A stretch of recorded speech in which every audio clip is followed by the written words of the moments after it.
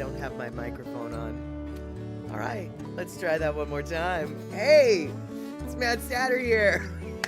How's it, everybody? Good to see you. It's right around 5 p.m. West Coast time, 2 p.m. Hawaii time, 8 p.m. on that there East Coast, and 7 p.m. for our Central Time folk.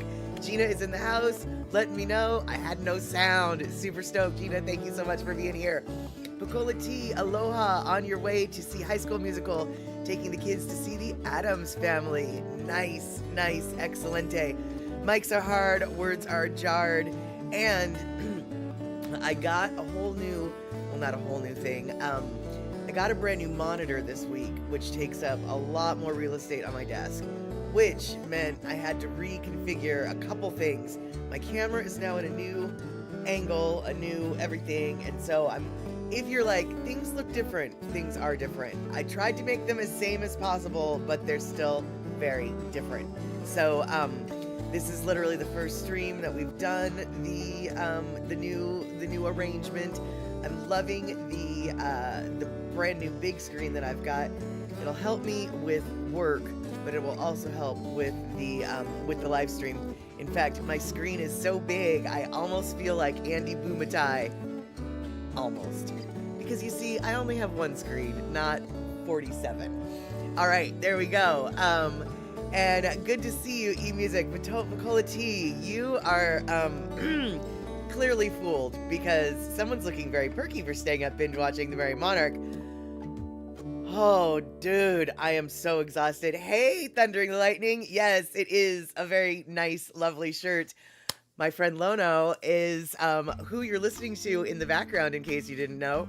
And yes, Lono is very heavily featured on this particular live stream. In fact, I have to say it is thanks to Lono that I was able to understand, or not understand, but there were so many songs, both on all 3 nights, but basically, oddly enough, the first 2 nights. The first night, especially with the Merrie Monarch hula competition, the Miss Aloha hula, so many songs that were used there, Lono has a version of, so I was like, hey, I know that song. But then also I was very surprised to learn that even though Lono has a ton of music, obviously he is not a chanter, nor does he claim to be a chanter. As it turns out, some of the music that he makes originally started out as chanting because there was some performances at the Merrie Monarch on the Kahiko night, the drum and the more traditional hula, and I had no idea. For instance, the Frisky Wears Silks, the song that Lono has, I can't remember exactly what it's called, but basically it's about a horse. It's about a frisky horse. Only it's not really what the song is about. And Frisky wears silk, and she likes to ride up and down, or however that goes. Anyway, I had to giggle at that. I was like, I know what that chant's all about. So yes, we are at the end result of this weekend binge watching the Merrie Monarch Festival. If you joined us at any point for even just 5 minutes, I am so excited and super stoked for you to join in on the situation, because as it turns out, looking at my stats, we had like 50 some odd people with us on the YouTube side. We had quite a few people on the Twitch side. The Twitch side was generally more of the folks we knew of, and the Twitch side was obviously the more talkative. However, there were some folks who came in on the YouTube side who joined in on the chat, and not only that, it turns out one of eMusic's long lost cousins showed up on the stream. Neither of them knew that they were cousins, but as they got to talking, they realized we are related to some of the same people from some of the same places. So long lost family connections were made last night, and overnight, the Kahiko YouTube stream has garnered over 10,000 views, which is by far the highest viewing any of my videos, and it's not my video. Any video that I've put out has gotten, so I was very excited about that. However, someone did point out on the YouTube stream that most likely my videos will be taken down by Merrie Monarch within the next 48 hours. So I will just be excited about the short-term boost that my channel gets in statistics and analytics. I did end up getting over 120 new subscribers to my channel, and so wow, I want to thank anybody who is watching on the YouTube side, who is maybe a new subscriber, who's coming in for the first time for what this stream is actually about. I want to thank you for the subscription. I want to thank you for hanging out, but most importantly, I just want to thank you for hanging out last night. It just was a wonderful, wonderful experience and evening. And in regards to how many inches on that new monitor, it's 24 inches across, so it's a nice big monitor, but it's not so big that it has to be curved. But the monitor that I was running on before, I think, was a 15-inch, and it just wasn't big enough for what I need to do for taxes, oddly enough. And so Mama Sean, oh good, you watched the show, you watched it later. And Devin, I know I didn't expect the restreaming of the Merrie Monarch to have any kind of growth on my channel. I truly was providing this as just a space for people to talk story. And you know, if I got 1 or 2 subscribers, I would be stoked. But holy flirking snit, I did not expect this. And yes, Gina, the analytics were definitely in my favor. So now that we've gotten that little bipperdoop, we better get the party started, and then we'll be back with more. Boop.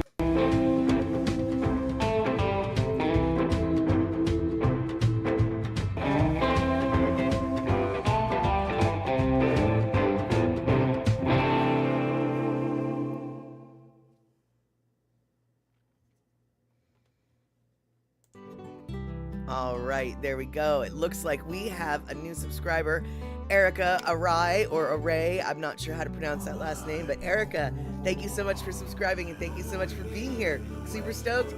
Feel free to join in the chat if you want, or just hang out and watch and listen. We call those folks Stay in K. And so I want to say hello to all the lurkers and the K crew, as it were. And Totality, you'll have to watch the reruns, busy with grandma duties. It totally makes sense. And here's the thing, you guys. I am going to be downloading eMusic. May I make a correction on one of my last comments at MMF?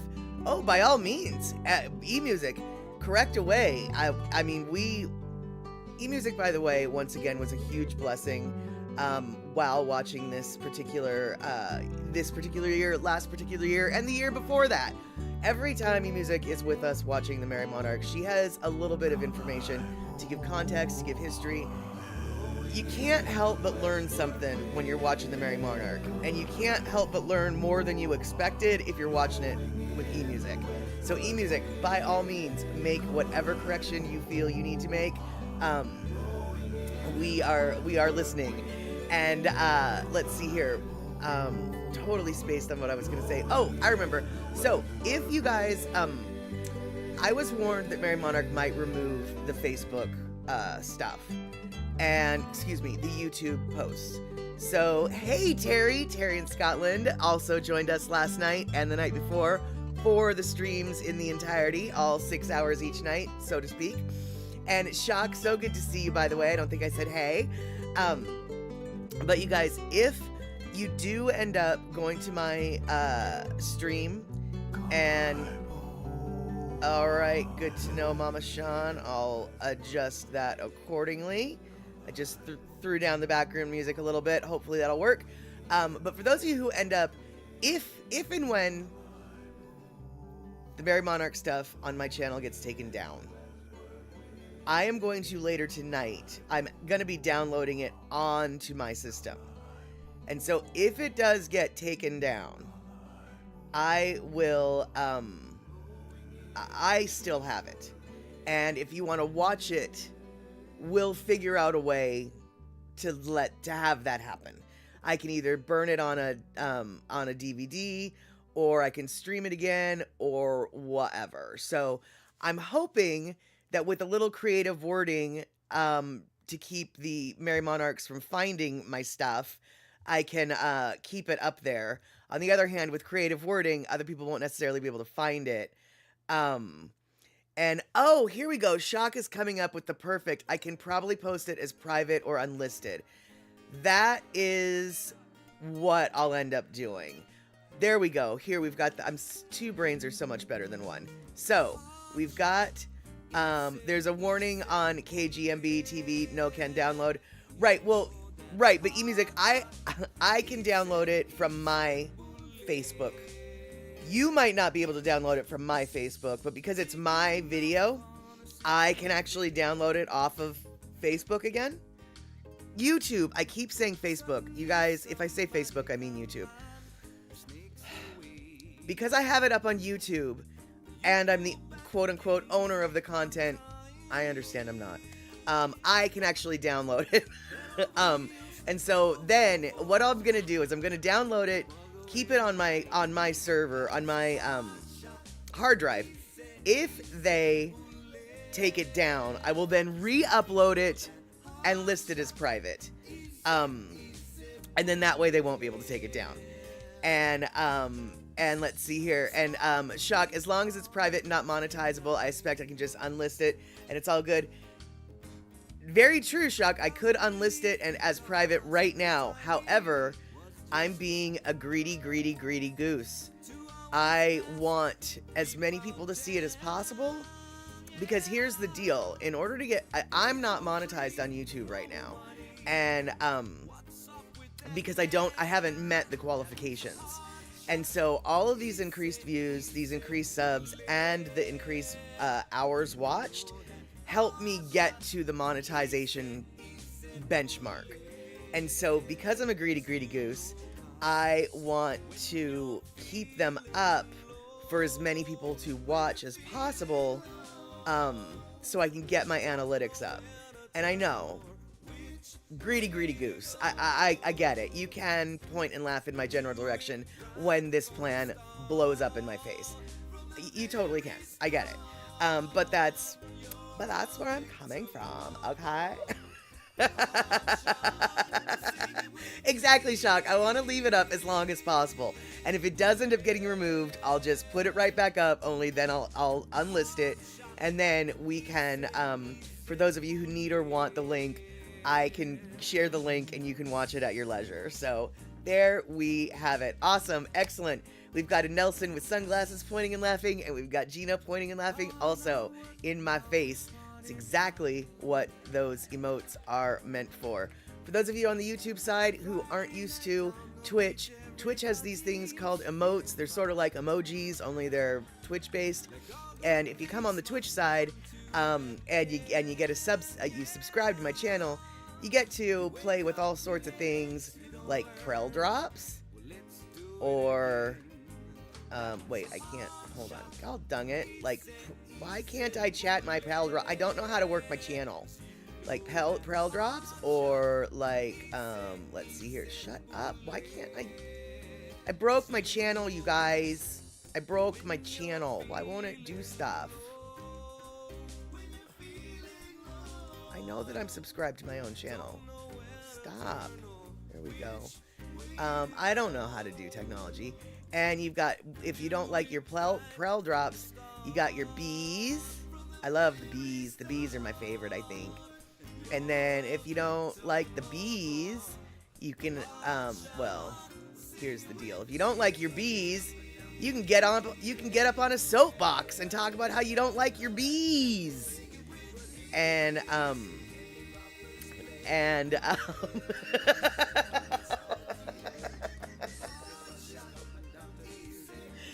Terry in Scotland making reference to Terry in Scotland asking me, referring to a human piggy bank episode, and assuming the quarter came out all right in the end, might swallowing 2 dimes and a nickel have been less traumatic? Indeed, Terry. Let me explain, y'all. So,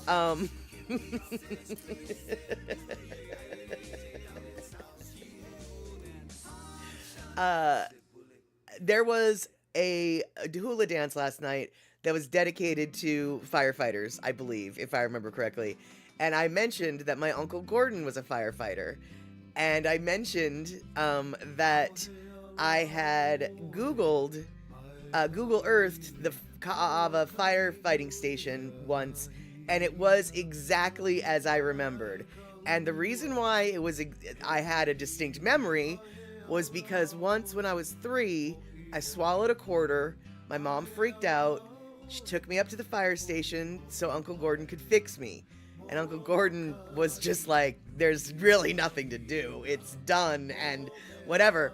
But I remember very distinctly having a very sore throat from swallowing the big quarter and staring at the rockery in front of the fire station. And so last night I was reminiscing all about that. And so, and yes, totality in the end or from the end, it was both. Yes is the answer to that. And and let's see here. Mama Sean, E-Music, I saw a quick thing on how that guy from AHA was trying to change things. Got it. Okay, got it. This is, yes, it's Academy of Hawaiian Arts in California. Got it. Yeah, that Academy of Hawaiian Arts in California, let me tell you, dude, they were out there. And you know, I wish I have some performances that I wanted to share with you guys tonight, and I wish I had pulled the Newspaper Boy one, but I didn't. I completely forgot about that one until just now. The Newspaper Boy one, performed by the Oakland, California Hawaiian Arts, Academy of Hawaiian Arts, was so much fun. So much fun. But instead, I pulled another one that I pulled a different one last night, or from last night, that I thought was equally fun, and I pulled it because it was a motorcycle themed one. And in case Andy Blumenthal is here, I thought he might get a kick out of the motorcycle one. And yeah, the Newspaper Boy melee was awesome. I might actually have to pull that one for Wednesday's show. But anyway, so I want to share with you the some Merrie Monarch performances. So let me see. I don't know if I've got them set up properly. So we might have some technical difficulties for a minute here. But let me see if I can like get them here on the screen. So hold on. We're gonna maybe have technical difficulties. Hold tight, y'all.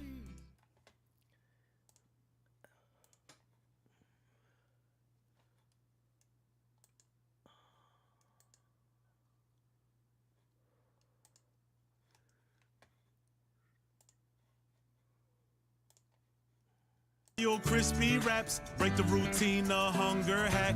Welcome new fiery buffalo. Your crispy raps break the routine, a hunger hack.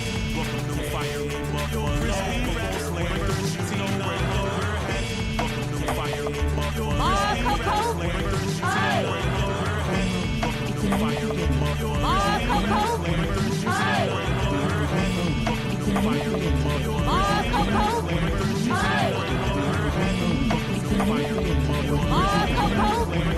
We are ready to work. Ready to serve. All ready. Ready. We are ready to work. Ready to serve. All ready. Ready. We are ready to work. Ready to serve. All ready.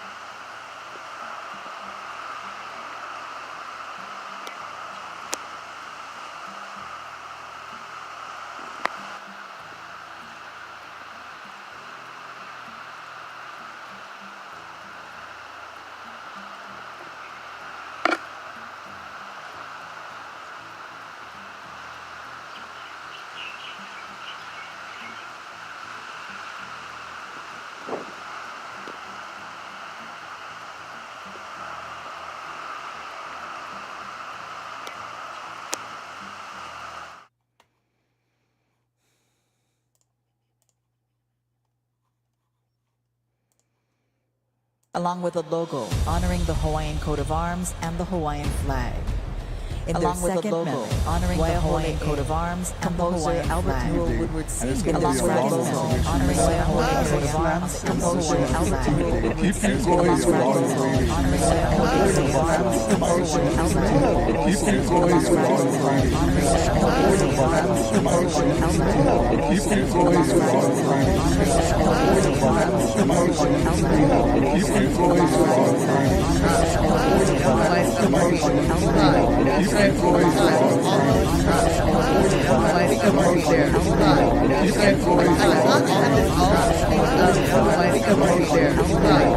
coat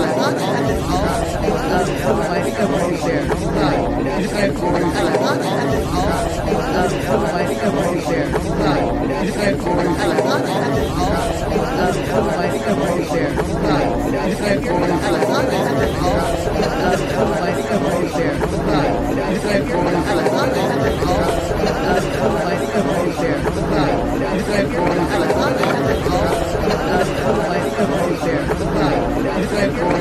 composer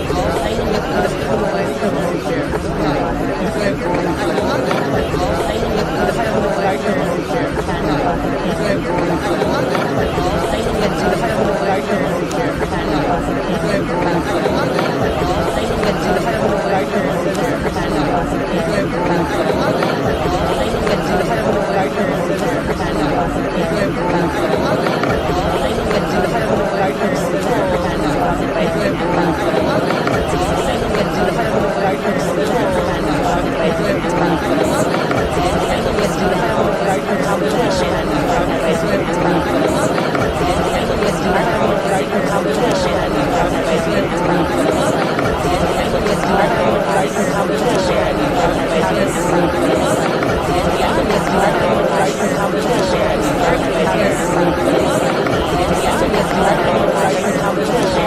Newell Woodward Sr. along with a logo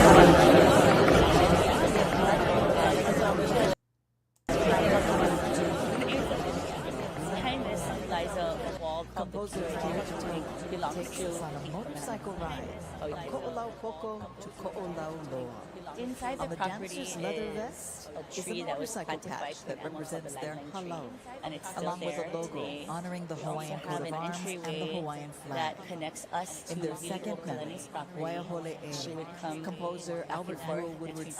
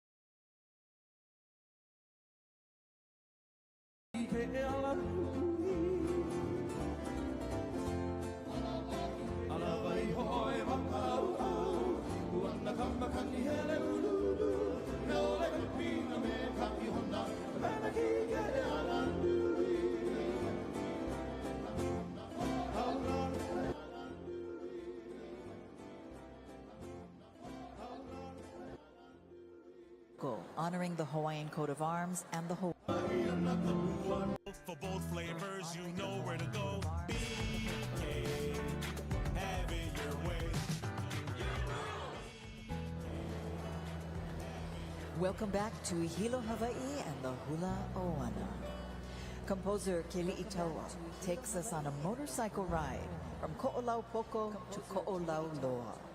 On the dancer's leather vest is a motorcycle patch that represents their halau, along with a logo honoring the Hawaiian coat of arms and the Hawaiian flag. In their second mele, Waiahole'e, composer Albert Newell Woodward Sr. describes his home and the surrounding area on the east shores of Oahu. We were kind of inspired to do this mele a while ago. My hula brother, one of my main musicians, Daniel, became part of a motorcycle club and realized that motorcycle clubs in Hawaii have actually been around for over 50 years. The mele is composed by Kumu Hula Keli'itaua. Kumu Keli'i recently passed in February of 2023, so we had reached out to his wife, Chelsea, who was very gracious and kind to us to give us permission to use his mele and to honor Kumu Keli'i and to dance Moko Kaikala. Another mele written by Albert Woodward Sr., a mele entitled Waiahole'e. We're using it as a medley with Moku Kaikala. And that mele is kind of a fun kolohe mele. There's a lot of kauna, a lot of hidden meaning in the mele, but it takes us from Waiahole to Kahana to Punalu to Ha'ula. And in the mele Moku Kaikala, it actually takes us to the Waiale'e dirt racetracks. So it's kind of a fun song for the kane. We're kind of riding motorcycle throughout the windward side of Oahu, going from Ko'olaupoko to Ko'olauloa. From Kaiwiula, Oahu, under the direction of Kumuhula, Keli Ho'omanu Pachelski. Welcome, Kawai Ula Okala. Welcome, Kawai Ula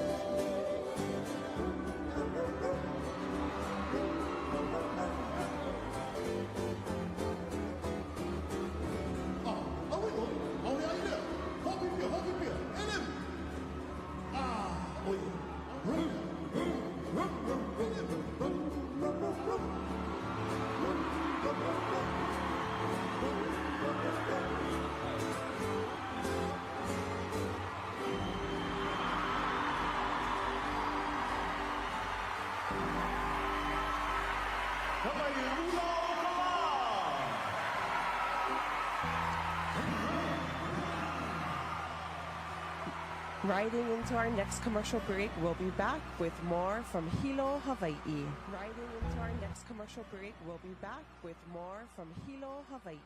Riding into our next commercial break, we'll be back with more from Hilo, Hawaii. Riding into our next commercial break, we'll be back.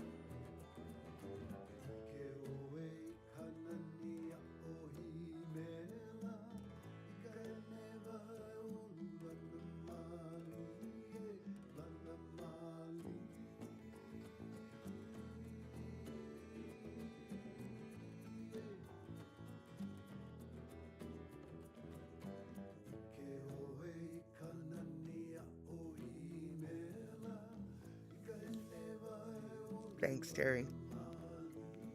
Thanks, Terry. Second time today, I muted myself. Clearly, I need to shut up. All right, then. So, thank you so much.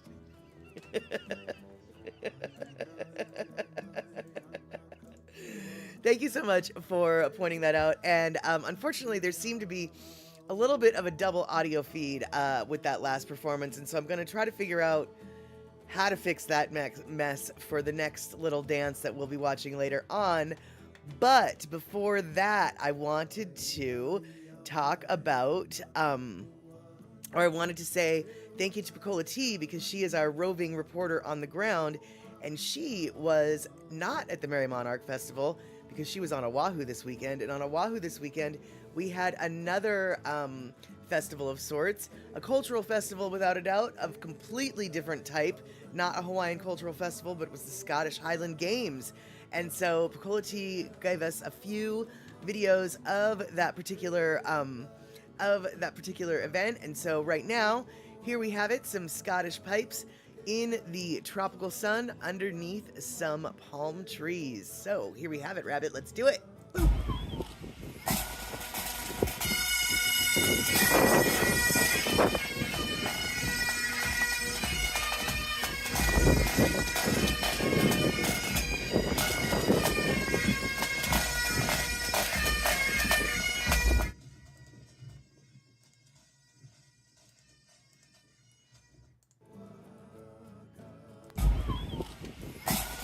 Sorry about that, guys.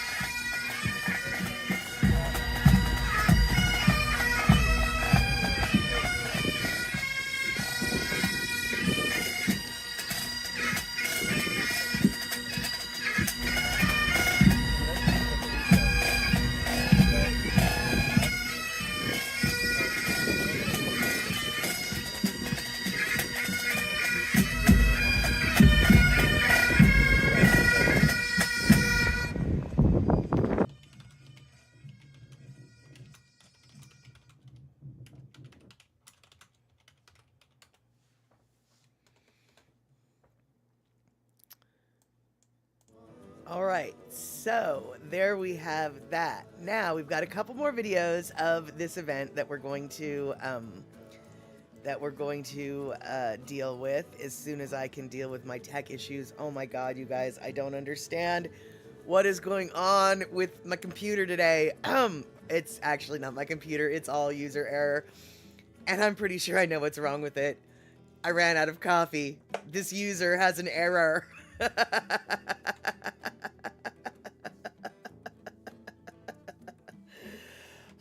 And quality, can you imagine how hot the fife and drum members were yesterday? Well, and speaking of how hot, can you imagine how hot this was? Dudes, can you imagine how hot this must have been?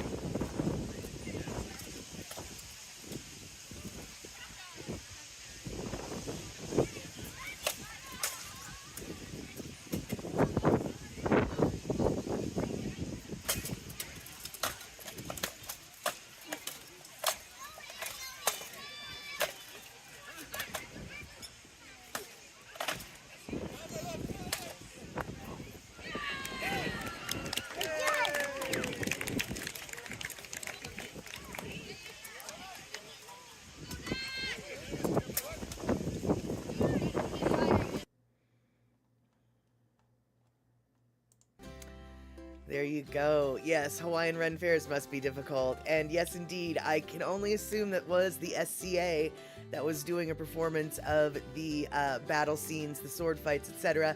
If you're not familiar with the SCA, that's Society for Creative Anachronisms, and they are an organization that does medieval recreations all throughout the United States, perhaps even throughout the world. In the United States, they're divided into different kingdoms. The kingdom up here in the Pacific Northwest is also associated with members up in Canada. So when I say the United States, actually what I really meant to say was North America. And so the kingdom up here, I do not remember what the kingdom is called, but the kingdom is in Washington and Vancouver, British Columbia are all part of one unit. In fact, my best friend, before he passed away, he was heavily involved in the SCA, was a very high-ranking knight who was best at broadsword, and he was the queen's consort, as it were, for our kingdom in the Pacific Northwest. The queen was his girlfriend. She lived up in Vancouver, British Columbia, and in order to become the queen of that particular kingdom, the person in the SCA who goes to that rank actually has to earn her queendom, as it were. She has to be proficient in one of many medieval arts. She has to be consistent in her learnings of the time period, etc. There's a huge list of things in order to be even eligible for queen, let alone rank or rise to the throne. And so, so back in the day, one of my, like I said, one of my my best friend at the time, he was very high ranking up there, and in case, and I do believe that yes, okay, as Shock just said, one of the reasons why one of those knights was on his knees is because once you take a blow to the knee, you have to act as though that that struck limb is gravely injured. So if you are, you know, if your legs have been struck, now you're on your knees. And as Pacolati said, it wasn't an homage to Monty Python or anything. That is actually legit how the fighting is done. And as Shock pointed out, they're doing real fighting. It's just they're fake weapons, and that is true. They are fake weapons, but the armor that they're wearing is not fake. The armor that they're wearing is heavy, custom made, super expensive, and yeah, the SCA is a very, very, very expensive hobby to have. It is life consuming, much like roller derby. And Shock was saying, oh, the dudes fight for the queendom and the kingdom, as it were. All right, there you go. And let's see here. Shock, y'all haven't lived until the most gorgeous couple in white, blue, and silver comes up all regal and says, "Hey, how y'all doing today?" Exactly. And yes, the SCA is super LARPers, totally live action role players. That is precisely it. And yes, they do use the rattan weapons, and it's not fun to get hit by them. And they do keep an ambulance on standby at the wars for a reason. Abso-flippin-lutely. It sounds like you guys are a little bit familiar. Now, you guys are so familiar with things and stuff, you might be familiar with what this is. I don't know what this is. I call this the Scottish shot put, but it's not a shot put. But once again, some more footage from Pacolati. Boop. Jesus, at least I tried. There's no forgetting. Both prevail, 20 there, moving over 90.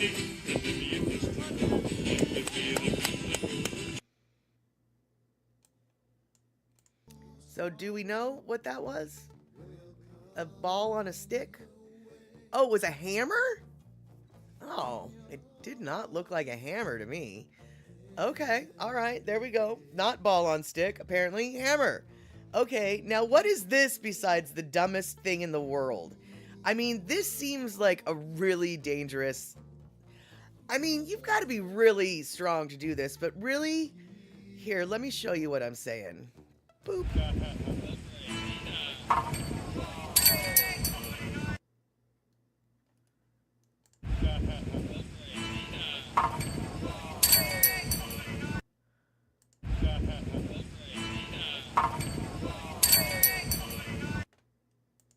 How do you not think it's going to fall on your head?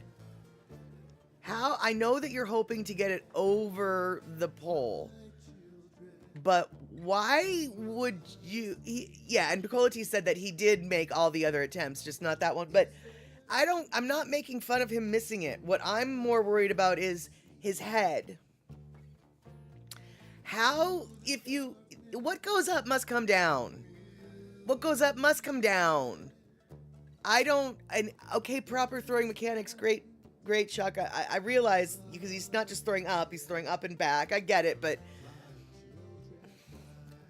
how do you learn to do that without hitting your head? I mean, one little mistake could really give you a concussion. You know, that just looks so dangerous. Hey, Thomas the Turtle, good to see you. Thomas the Turtle came in last night at the very last minute. He woke up from a bad dream, I think, and said, I have to join everybody at the Merrie Monarch Festival. And so he did. He came and joined us. And now he's joining us here again. So, hey, Pussycat, good to see you here. I was hoping that Kenny from the Cove was here because I owe Kenny a really big apology. But we'll get back to that later. Now, it's right about Pussycat coming in at the perfect time because he knows what time it is. What time is it, y'all? That's right. It's time for our Lono listening break. So, let's listen to some Lono, shall we? And we'll be back in a little bit. Boop.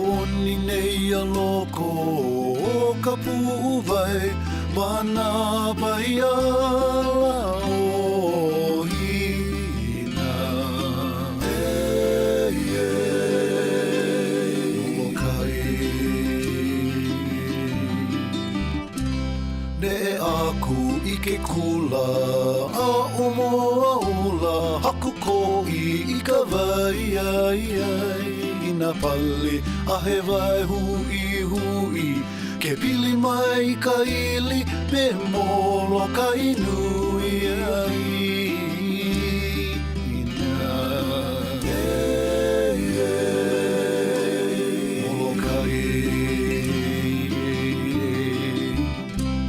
Ina mae mae no lole, mae mae ke kino, mae mae hoi ka uhane ola e.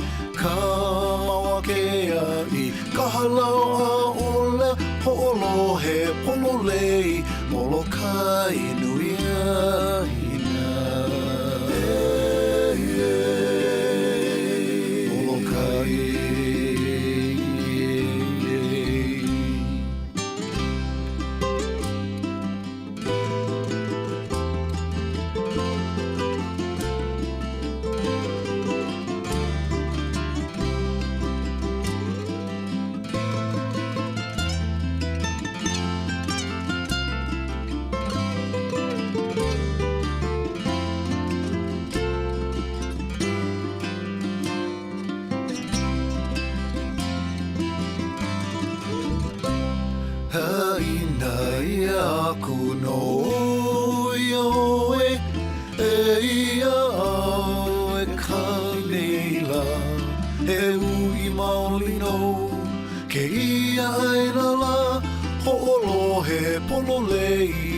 Molokai nui ai.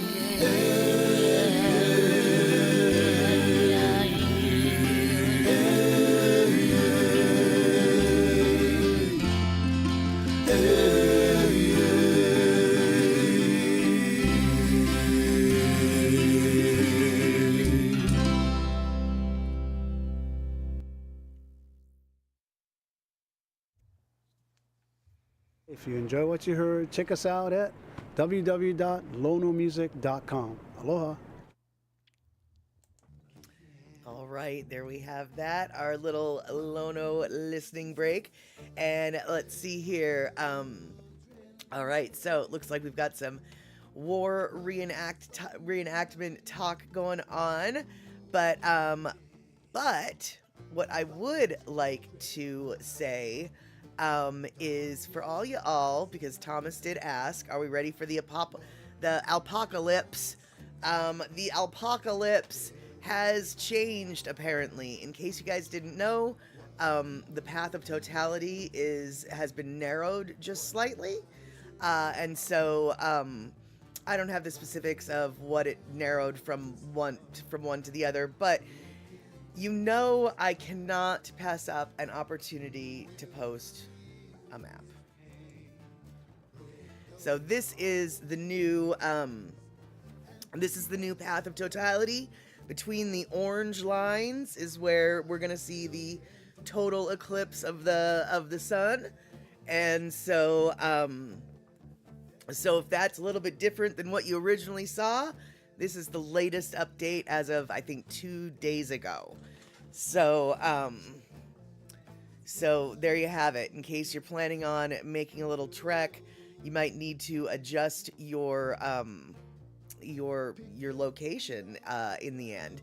But like I said, just a couple days ago, some mathematician with a bigger brain than mine came up with new calculations, and he was just like, not everybody that we thought is gonna be in the path of totality. So he refigured the figures, and these are the new figures, I figure. Yeah, that's the latest news on the eclipse. There we have it. And all the people at the eclipse are going to block out the sun too. Yeah, no doubt, no doubt. All right, so let's get back to the Merrie Monarch, you guys, because we've got about a half hour left, and I've got 3 more clips that I wanted to show you. And if it's going to be the nightmare that it was just a few seconds ago with the last clip, we're going to take about 4 hours to watch 3 clips, because that's what it's going to take for me to get them up on the screen. But let's just hope we can do it a little better than that. So let me see if I need to make note of things and stuff first off. All right, cool. Okay, you guys, I don't know if this is gonna work. I'm hoping, Andre, exactly, I'm hoping to show the clips without the multiple voices, because they were messing with my head too. So, let me see if I can find it. All right, let's just see, shall we?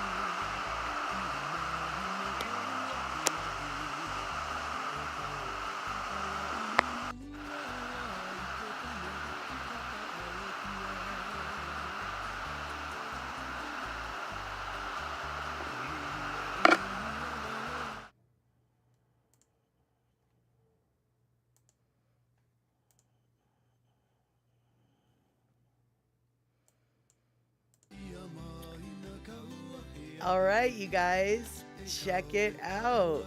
The Merrie Monarch has grabbed all my stuff. I can't show it to you. They have blocked it out already, so they are quick on the draw. That's okay, no worries. I can always download it from Twitch and do whatever, but all right. I guess we won't be watching any more clips of the event because the copyright people decided to be real quick on the draw at that. So that's kind of a bummer. All right then. I guess we won't watch those anymore, or at least not at the moment. So let's see here. I guess I'm super bummed about that, but at least we got to watch the one motorcycle one. And let's see here. Well, you know what? Actually, let me see here. You know, actually, hold on. Maybe I can try this one more time. Let's see if we can fight the power and do it a different way. And so let's see here.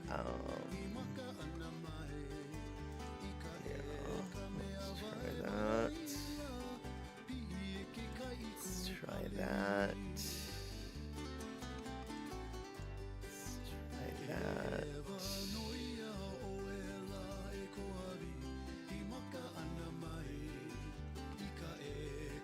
The many traditional names of Hina located along the Kiopana coastline and several fish ponds are referenced in the lyrics.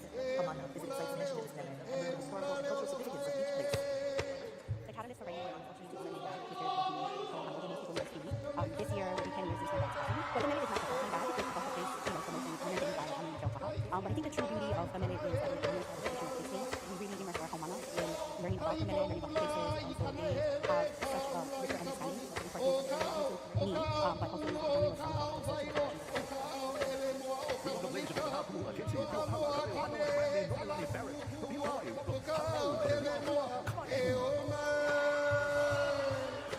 This mele takes us on a walk journey it celebrates the traditional place names of the waters that have nourished families for generations. From Kanakea to Laie to Pai, it advances people on a journey of the famous coastline, stopping to recount the different stories and characteristics of each place. Eo Palekai, Eo Puhi, Eo Yohemahakana, Eo Honohononui, Waina, Waya Hole, Kapa Oro, Kela Kapahu, Eo Lokoaka, Eo Waihi, Eo Keotaha.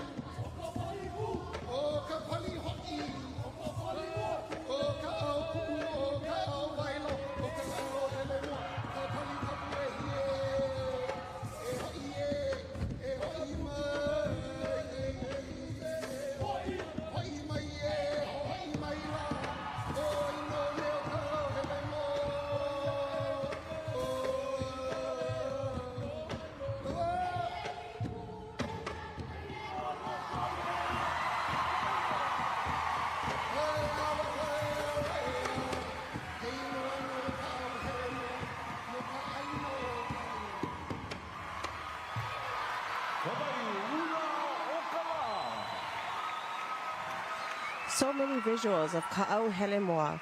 And now we go into the stadium with Ke'ahi. Pehea oi Ke'ahi. Aloha, you guys, down here stage side with two lovely ladies, and look how beautiful they are in their matching outfits. This is Lorraine and Johanna. What do you think of the night so far? Oh my God, can you believe it? I bet it's the best Merrie Monarch we have ever had. And let me tell you, we spent the whole week shopping with all the thousands, I guess, of craft vendors here. You look terrific.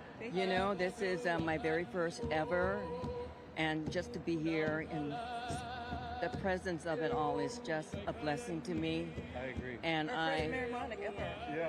And the thing is, you know, it takes a village to put it all together. Yeah, that's true. And it's just so amazing that this come together and look at the crowd, but just to feel the energy and the anxiety and the people and all the gorgeousness of everything. Yeah. And being with this handsome man here. Stop it. Lorraine, Awesome. you live in Hilo. Hilo, and I am the proud mother of a famous hero, BJ Penn. And so he's probably watching me at home. Hi, son. But yeah, thank you. And we welcome everyone that's here. Wish all of you were here. Aloha. Thank you. And Johanna, you are from, or living in Kihei, Maui, but I should say you both actually grew up in Waikiki for good reason. That is correct. On Maui, I married a Maui boy. We originate both from Oahu. Our grandmother, 1927, the Royal Hawaiian Hotel was built. 1928, they invite Grandma to come sell lace. And the very first lace seller. And we're lace seller's daughter. We grow up selling lace, exactly what you see thousands of people wearing today.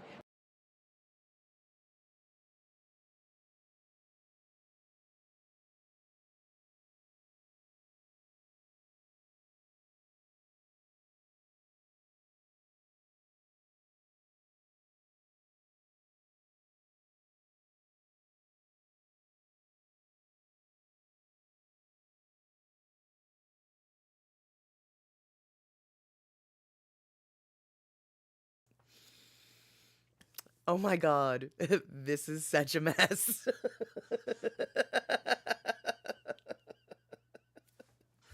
From start to finish, everything is a mess. I finally found those stupid voices that were coming in on the secondary feed. You guys. This is definitely how you know it is live. Terry, I was basically making fun of myself for not knowing what I was doing, and let me tell you, it was sincere. It was sincere. I have two more that I really wanted to show you guys, and I really don't know if you guys are up for it. So what I'm going to do instead is I'm going to say, I wish that Kenny from the Cove was here, because a few streams ago, we had a discussion about, I don't even know what we had. We had a discussion about taters. That's right. We had a discussion about taters because it was National Tater Day. And Kenny from the Cove suggested that mashed potatoes is just Irish guacamole. And I disagreed. But as it turns out, I was totally in the wrong and Kenny was totally in the right. Kenny was totally in the right. And here is how I'm saying that Kenny was totally in the right. Now, beware, this is an Irishman who drops the F-bomb a lot, but we're going to let it fly because we're going to let it, well, because I already dropped an F-bomb already today. Sorry, guys. So, Kenny from the Cove, if you're watching this, one day if you watch this, like and subscribe on the YouTube side, but also here, you were right, I was wrong, and here you go. I keep getting sent this fucking meme, mashed potato is Irish guacamole. As an Irishman, I am duty-bound to try and further the use of the potato and conduct any relevant experiments. So I'm going to try it. Here is a tortilla chip, and I'm going to use the potato as a dip, as you might use guacamole. It's a bit viscous, it's broken the chip, but let's go. It's absolutely delightful, as I thought. It's absolutely fucking beautiful. The potato has succeeded again, but it does always break the chip, so it's not very practical. This once again proves that the potato is basically like the deep sea. You can keep fucking looking at it, but you'll never see everything it has to offer. And this is an example of why the Irish people as a nation stand almost 100% behind the potato, even though there have been times where that has very much come back to bite us. Follow me, I'm delicious.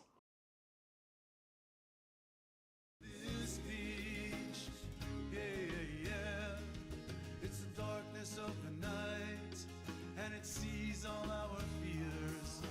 Live each one through time, they never disappear. While we sleep and run in our dreams, and the light that keeps calling me, Mr.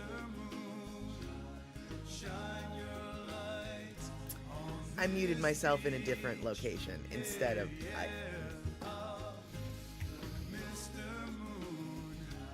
All right then. Yeah, there we have it, Rabbit. As I was trying to say, Terry, I absolutely understand. I understand the difficulty of not saying that F word and stuttering in its place. I've spent years upon years trying to curb my use of the word. I can only say I'm partially successful. As you have all witnessed here, even when I'm successful, I'm not. And then, of course, I also have so many different versions of what could be the F word. Flippin', flirpin', flying, forkin', you know what I'm talking about. And basically that's the only way I can get away with not saying the F word. I just say different F words. And Mama Sean, you could live on potatoes. Yeah, I totally could live on potatoes too. I shouldn't, and I try not to, but I could. I grew up almost eating a baked potato for dinner every night, right? I mean, it's part of a balanced meal.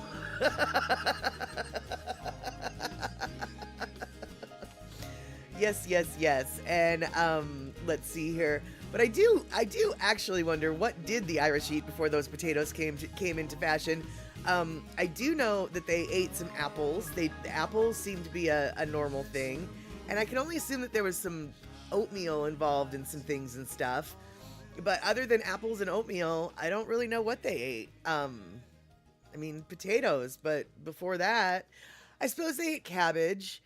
And if I remember correctly, there was an old cookbook that a content creator was referencing, and this was a Scottish thing, but I can only assume it applied to Ireland as well. It was a cookbook that called for things like bog slime. So, I think they ate whatever they could. And yeah, salmon, abso-flippalutely, salmon, without a doubt. But yeah, I think that they ate whatever was around, like bog slime. And Mama Sean, speaking of living on potatoes, there was a politician in Washington State who lives in the potato growing area of the country, of the state, that is. And he was protesting the fact that russet potatoes, white potatoes, aren't allowed on the WIC, the Women, Infant, Children food list, and aren't eligible for WIC supplementation. Sweet potatoes are, certain other kind of potatoes are, but white potatoes aren't. And because they're not nutritionally sound enough, they don't pack enough nutrition, or I don't exactly know what women, infants, and children's criteria are for the basic foods that those coupons cover. But white potatoes are not on that list, and he was protesting that. So he said he would prove that you could live off of potatoes, and he lived off of potatoes, russet potatoes, white potatoes, for 60 days. Oh my God. As much as I love potatoes, I don't really think that I could live off of them for 60 days. Turns out he lost a ton of weight. His, but even though he lost a ton of weight, which is like, well, that should, no, his, apparently his medical numbers actually increased and improved. You can starve yourself for 60 days and not die. I call BS. Well, ultimately his stunt didn't get the potatoes on the list. But he did lose a bunch of weight, and his little as it turns out, what he did was he basically did an elimination diet. And his doctor was just like, okay, cool. Now that you've done this and your blood pressure's better, your blood sugar's better, your blah, blah, blah, all these little metrics are better. That says to me that what you were eating before, hey, there was an allergy. And so he actually was able to identify, because he went on the food elimination diet, which was not the normal way to go on an elimination diet, but he basically eliminated all his foods, except for potato. He was able to learn what he was actually allergic to, and I think he was actually allergic to wheat, and he was all inflamed and bloated and whatever. So do not live on potatoes for 60 days. Don't do that. But if you do, well, you might find out you were allergic to something like wheat. And let's see here. Shock, did he allow butter and other condiments? That study was done years ago. I have no doubt that whatever WIC study was done years ago. And and yes, I think he did allow for I don't know. I know that he had, fried, hash browns and fried potatoes and stuff. So I'm assuming that, oils and butters and salts were allowed. But as far as cheese and sour cream, I'm thinking no. I don't exactly know what his parameters were. I just do know that after 60 days, he lost a fork ton of weight. And Andre, that is true. You would find out very quickly that you're allergic to potatoes if you went on an all potato diet. Shock. No, it wasn't a WIC study. It was a study of living only on potatoes, and it was not just one guy. Oh, I didn't know that there was a study like that. I just know that this politician went on a protest, and it hit the news, obviously. Otherwise I wouldn't have heard about it, because he's not a politician from my immediate area, though he is a politician from Washington State. Because, by the way, you guys, Washington State does grow a lot of potatoes. I know that Idaho is known as the potato state, but actually we grow a lot of potatoes too. And speaking of things that we grow, you guys, back in the day, I said that Michigan was #1 in cherries because I thought I knew what I was talking about. As it turns out, the #1 producer of cherries in the United States, Washington. But because we're the #1 producer of hops in the world, I'll let Michigan have their cherries back. Yeah, there we go. And WIC does not want to pay for anything. No, WIC does want to pay for stuff, just very, very, very specific stuff. Do you want plain oatmeal? WIC covers that. Do you want milk? WIC covers that. Do you want eggs? WIC covers that. Yeah, but, do you want sugar? Too bad. WIC doesn't cover that. Do you want juice? Too bad. WIC doesn't cover that. Yeah, let's see here.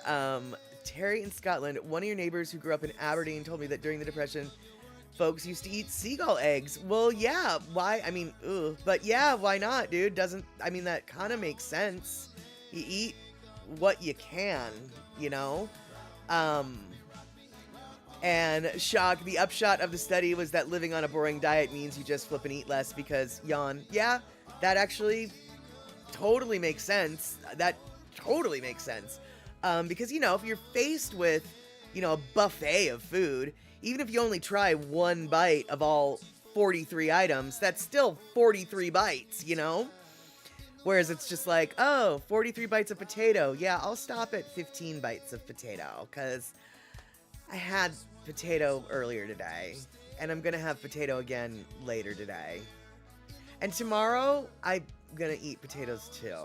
So, how about I just have 15 bites of potato today? Yeah, that makes sense. Totally makes sense. All right, you guys. Are you ready for maybe trying one more thing? I feel like I might know. Yes, Puzzycat, don't look now, but there's another bird flu outbreak and eggs are hard to get and expensive again. Yeah, they just had to kill, from what I understand, over 1 million birds at one egg production facility. Turns out it's the largest egg production facility in the United States, so that's kind of sucking. And Andre, there we go. That's why deep frying was invented, to keep you eating potatoes. No, actually, Andre, it's that's why deep frying was invented, just to keep you eating. Like, you can deep fry a plastic comb, and I would probably be like, dude, let's put some ketchup on it and see if it's good. So, you know. And yeah, cows are not getting the bird flu. They're more concerned, apparently, though, about the pigs getting the bird flu, because apparently they think it'll cross over to humans easier via pig than cows, but who the flying fork knows? That's for sure. And Terry, Scots usually put salt in oatmeal, never sugar. Yeah, from what I hear and understand, Scots kind of treat oatmeal as a savory dish as opposed to the United States, which treats it as more of a breakfast sugary item, right? And it's sort of like with avocados. Avocados in the United States, at least, are generally seen as savory. You know, you eat them with your dinner. You eat them on a salad with lettuce and salty things, and you put them on sandwiches, and you eat them as savory food. But in India and in Asia, a lot of times the avocado is looked at as a sweet. It's a sweet fruit. It's a fruit that you use. It's a fruit that you use. You make it sweet. You put it in sweet stuff. You make desserts out of it. And so yeah, I guess when it's just bland, you can kind of go either way. Sort of like grits, right? Some people put sugar in grits. Some people put honey on grits. Some people put syrup on grits. I'm sure it's good, but I am not of that person. I am of the salt and pepper and butter and cheese type person with my grits. In fact, last night I made a big old pot full of grits, and I'm going to have some grits later on tonight. Yes, indeedy. Let's see here. Well, Indians consider curry to be savory, but the English like to make their curry really sweet. Really? I've never heard of a sweet curry. I've definitely heard of a hot curry. Most of the Scots, and that's not Brits, so I realize we're talking about two different populations, but all the Scots I know really, really like their hotness. And you like mango chutney and lime pickle with a good hot vindaloo curry. Yeah, I guess the mango chutneys, the chutneys definitely run sweet in the English. Really, Andre, they add sugar to their curry. That's just gross, actually. I'm not really a fan of Indian curry to begin with. I don't mind Japanese golden curry. I don't mind the Japanese curries. I don't know if I've ever tried Japanese brown curry. The golden curry I don't mind, but adding sugar to curry, that just seems weird to me. But you know what? I'm not somebody who needs to be judging anything on curries, because as we know, curry is not what I enjoy. And so so there you have it, Rabbit. All right, you guys, I'm gonna try to show one last video. We'll see if it works. Let's see here. No, that's not what I wanted. All right, let's see if. Oh no, wait, this isn't what I wanted either. God dang it. This is exactly what I wanted. Is this what I wanted? No, crumb. Oh no, oh no, oh no.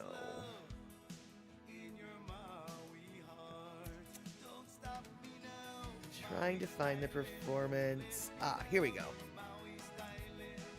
Okay. We'll see if we can do this. You add raisins to curry if you want sweetness, but rarely. That makes sense. And let's see here. Pussycat, are you talking about with butter and sugar and milk, your grits? Okay. And let's see here. Curries were generally sweetened during the 70s to make them more palatable to the Brits, who found the taste of authentic Indian curries too spicy or overpowering. Although curries are no longer so sweetened, British curries are still creamier and sweeter than authentic South Asian curries. Interesting. Oh, Puzzycat, you're talking about cream of wheat and shucks. So now can we start the can chili be considered a curry discussion? I don't really know what qualifies as a curry other than spices and sauce. So if that's all that is a curry, then why not, right? All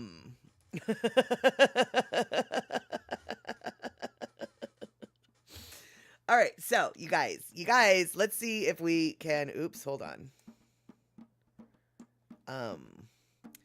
Let's see if we can squeeze in one more little video.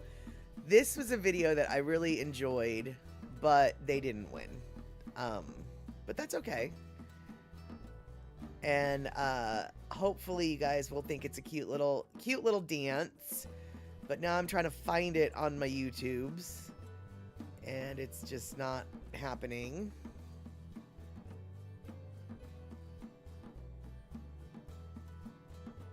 Oh, come on. Oh, come on. So we're going to run just a little bit late today because I'm trying to do stuff that just isn't wanting to be done. And I appreciate you guys hanging out, watching me slack-jawed, and trying to figure out how to make things work, because clearly they're not working like I wanted them to work. All right, so let's see here. We've got this, and we're going to try to do that. All right. Okay, so, oh my goodness, did it work? I think it worked. Boop.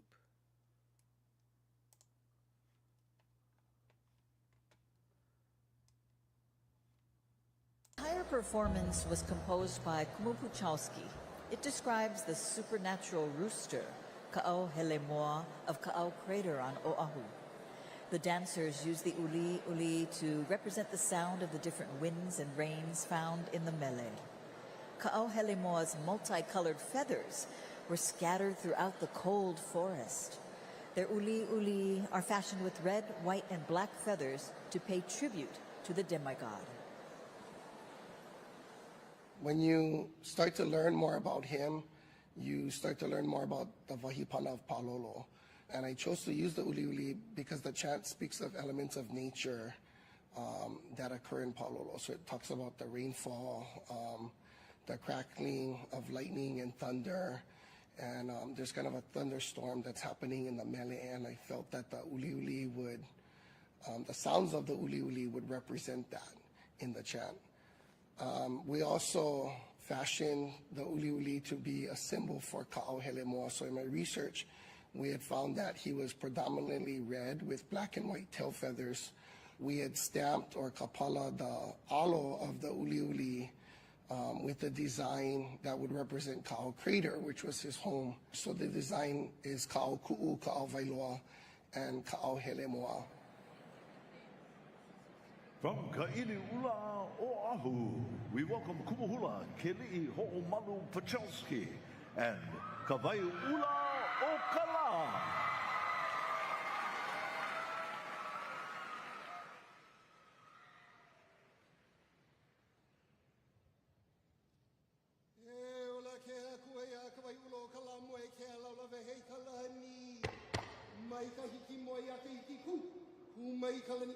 Ki kahana I Luno kamoku o ke o neo kalapavai. Ai kama o yo mokulu ai. O kahula livai ma ko kali ula hae. He ula leo lo hae. Kuka mai kala maluno ka.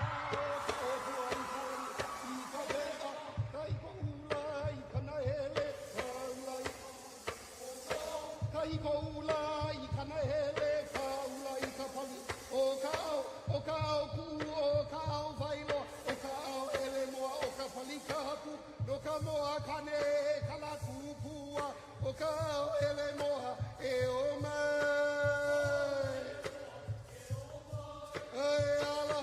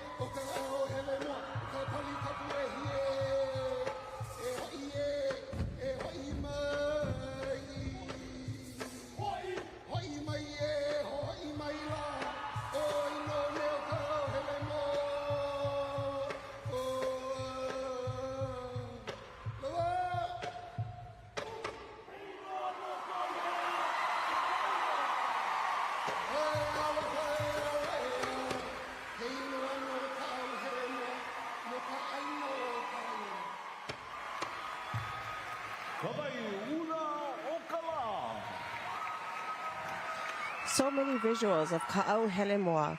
And now we go into the stadium with Ke'ahi. Pehea oi Ke'ahi. Aloha, you guys. Down.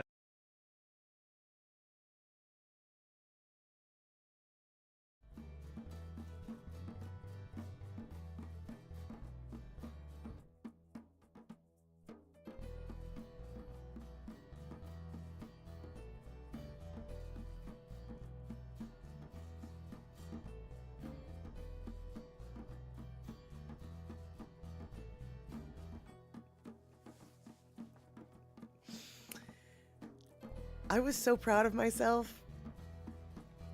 I unmuted my mic, but I also was muted on there.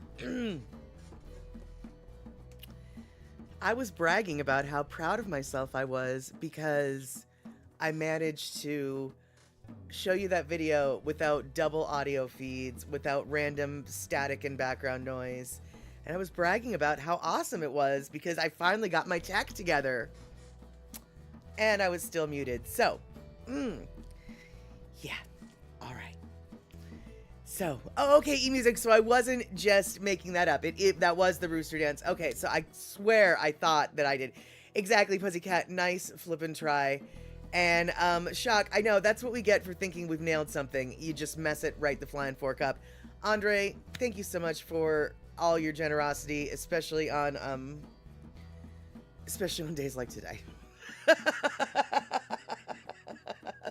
So, I want to thank everyone who hung in there today.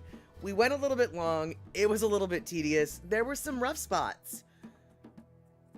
The entire thing was rough. What can I say? I would like to blame it on being tired, but quite honestly, I don't feel that tired. Am I acting loopy and stupid? Little bit, so maybe I am. But anyway, I want to thank you guys for hanging out today, and I want to thank all of you people who are on maybe YouTube and not typing a little bit, but I'm seeing some people popping in here and there, and I want to thank anybody who's new here who hasn't ever watched this chat show.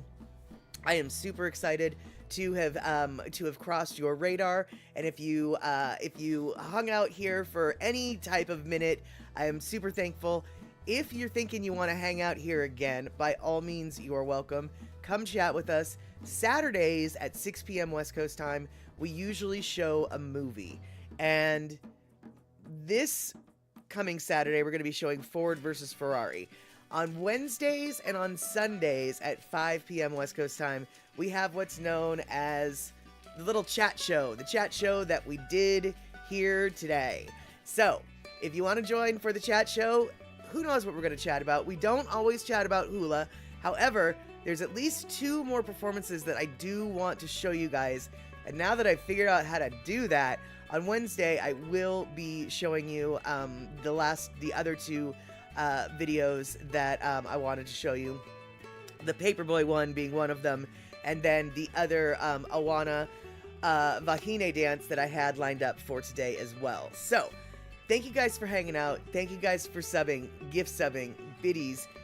Pacola T, if you're here, thank you so much for the Highland Games, the Scottish Highland Games footage, and I definitely want to thank everybody who hung out, even for just a second, the last 2 nights on that live stream that we had. 6 hours first night, 6+ hours the second night. It was a long haul for everyone, and I have to say, even though it's a super long haul, it is something that I look forward to every year. And next year, I might actually bite the bullet and stream all 3 nights in a row. I did have people asking, coming in on the YouTube side last night, asking if I had downloaded the Thursday Miss Aloha Hula competition. I did not, but it seems as though there is a desire for that, and so next season I'll be trying to do that if I can. Who knows? By next season, they might be technically savvy enough to prohibit people like me coming in doing what we're doing. So I'm thankful that for every second that we're getting away with it. And as Andre said, E-Music director cut of the Merrie Monarch is precisely what makes this particular restreaming event the specialness that it is, because not only are you watching it with friends, you're watching it with cultural practitioners like E-Music who can come in with context and history and little factoids and big factoids that really, really, really help deepen your understanding. So it looks like E-Music is now on the YouTube side of saying aloha gangi, and it is time to say aloha. So we're gonna wrap it up, and like I said, next Wednesday 5 p.m. chat show with some more hula. Then we've got our Saturday Ford versus Ferrari, and then next Sunday, of course, we have got another chat show like this at 5 p.m. Okay, 10 minutes, 11 minutes after the bottom of the hour. We got to wrap it up. You got to eat your Sunday dinners. You got to get ready for work Monday. We will see each other soon. Thank you so much. Take care, y'all.